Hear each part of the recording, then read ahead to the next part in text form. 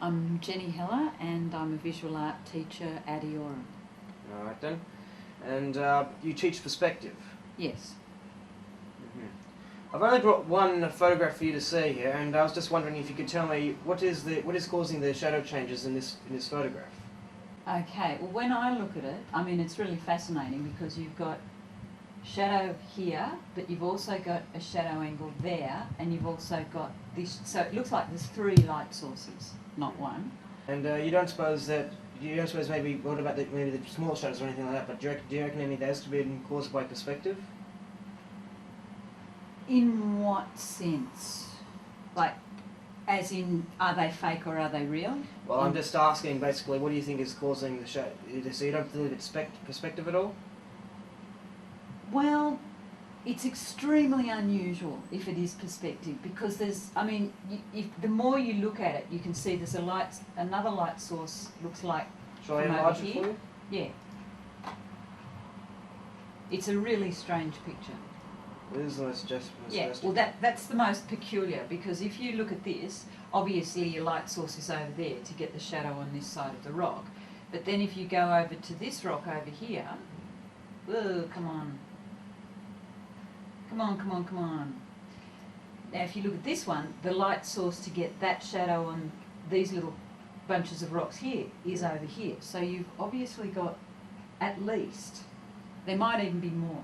There's no way that a super bright light, for example, like the sun shining on the moon, could give you such diversity in the shadows. Mm-hmm. So there has to be some sort of secondary light source in this picture. So there's definitely a second light source. Definitely. And I would suggest there's more than one secondary light source. There's probably three. I'll zoom back. Oh, no, this is a PC, so I can't. Don't you do it for me? Yeah, you do it. Okay, yeah, there's absolutely no way that, hypothetically, we're looking at someone with a tripod taking a photo from there.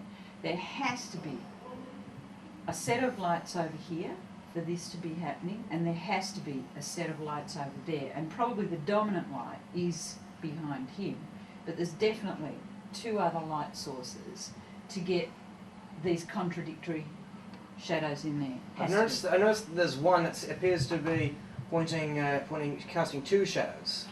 Would you comment on this? Yeah. Well, to me that's a further proof that there's two light sources, and because this shadow is going in the direction of the shadow on the figure. So that shadow is being cast by the light source behind the figure, obviously. And then this one is less elongated if you look at the actual lengths of the shadow. This shadow's longer, so it tends to suggest a lower light angle and maybe a brighter light source.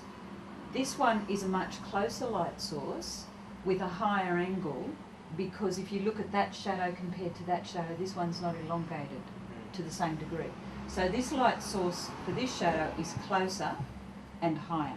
Yeah. It's higher to the ground. So yeah, but it really is very peculiar because if you look at the smaller objects in the picture, they're only picking up the one light source. So there's a slight reference to a side shadow on these two here. Yeah. So your side light source there is lesser, probably in light value, in like wattage output, because it's not on the really fine objects showing. It seemed to be a whole lot smaller, or some of them just seem to be little potholes or something. Could be, yeah. Could be, but it's, yeah, it is an interesting, odd thing. And you've got to wonder, like, if you want to look at conspiracy theories, if someone has added these second shadows in to create. Unlikely. This is the actual website. This isn't manufacturer or anything like that. This is the actual NASA website. Right. So I mean, then you sort of think, wow, this really is interesting, isn't it? Yeah. This isn't manipulation or anything like that. This is the raw footage of it. Yeah.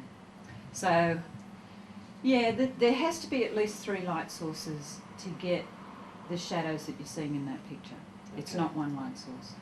So it's definitely not one light source. Definitely not. It's definitely not just, say, one light source from the moon and the sun, like the shadows being reflected by the sun's light hitting the moon.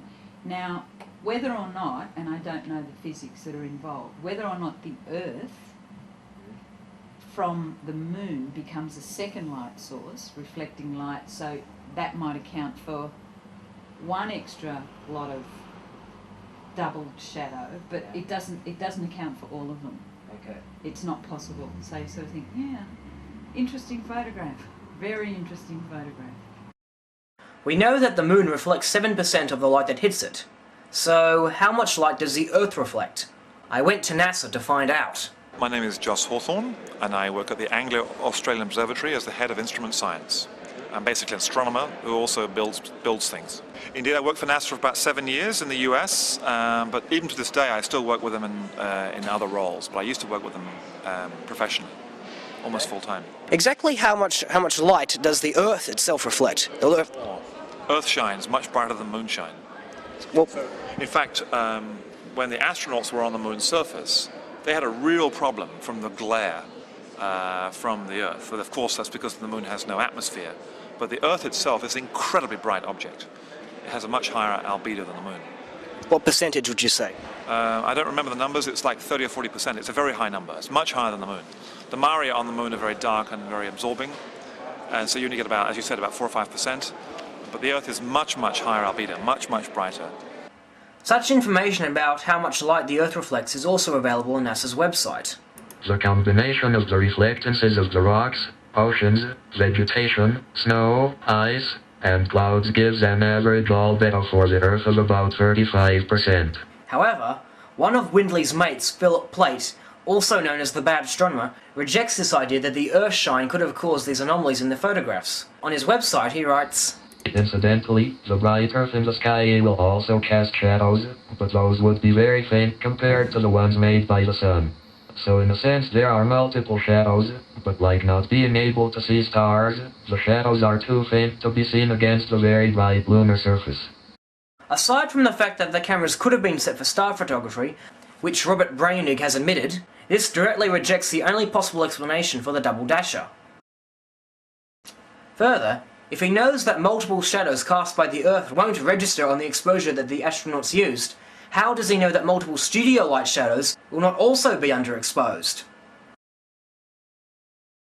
On a side note to the brightness of the Earth, it is worth noting that whilst on the surface of the Moon, the Apollo 11 crew reported that they could not see stars. When you looked up at the sky, could you actually see the stars and the solar corona in spite of the glare? We were never able to see stars from the lunar surface or on the daylight side of the Moon by eye without looking through the optics. I don't recall during the period of time that we were photographing the solar corona what stars we could see. I don't remember seeing any. Yet, when in suborbit aboard Spaceship One, Michael Melville was able to see stars, despite being on the enormously glaring daylight side of the Earth. Roger, shutdown. After about 1 minute, the rocket stopped firing. The ship was now ascending towards space.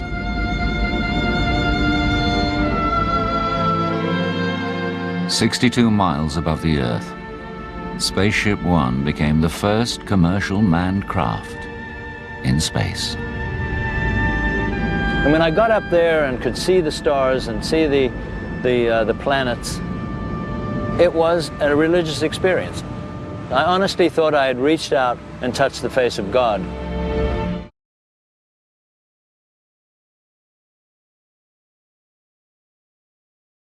But getting back to the subject, if these unparalleled shadows could not be caused by perspective or additional Earth light, then what else could have caused this?